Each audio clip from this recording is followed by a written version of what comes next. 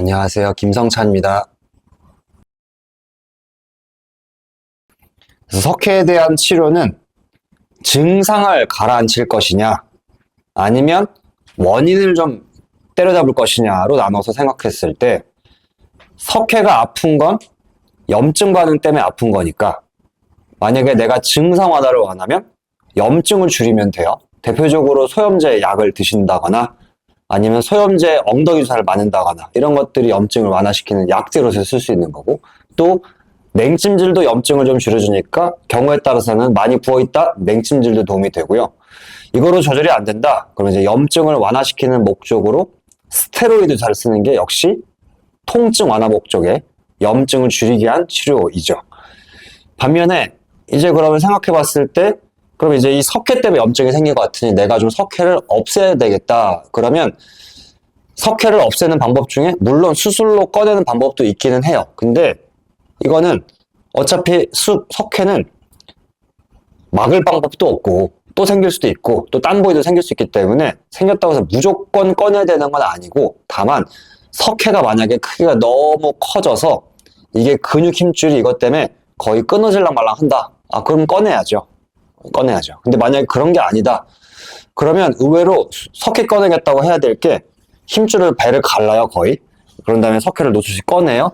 그럼 꺼내고 나면 석회는 없어졌는데 여기에 힘줄이 찢어져 있네요. 봉합해야 돼요. 그러니까 멀쩡했던 근육 힘줄을 봉합하는 수술로 바뀌어야 되고 추가될 수 있으니까, 석회는 생겼다고 해서 반드시 수술할 필요는 없어서, 만약에 수술 말고 이외에 다른 방법들은 뭐도 있냐면, 체외 충격파라는 치료도 있는데, 체외 충격파 치료는 석회가 주변으로 흡수되는 반응을 촉진시켜서 옅어지게 하는 목적으로 하는 치료인데, 깨는 게 아닌 거예요. 그러니까 우리가 옛날에 요로결석 생기면 돌게요, 이건 체외 세석술이고, 그거의 강도를 한 10분의 1 정도로 낮춘 게 체외 충격파라, 충격파를 열심히 하면 석회가 주변에 흡수되는 게 촉진돼요. 그래서 꾸준히 하다 보면 옅어지고 양이 줄고 흡수되죠.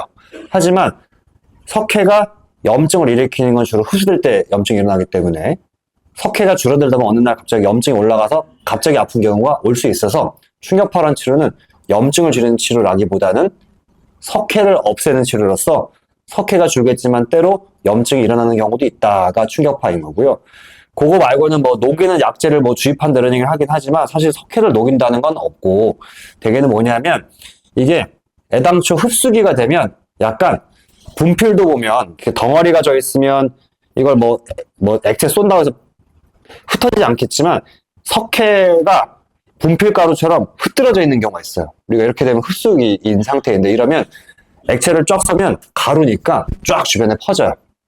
그런 다음에 빨아들이죠. 그러면 액체를 쏘고 빨아들이면 석의 가루가 빨려 놔요.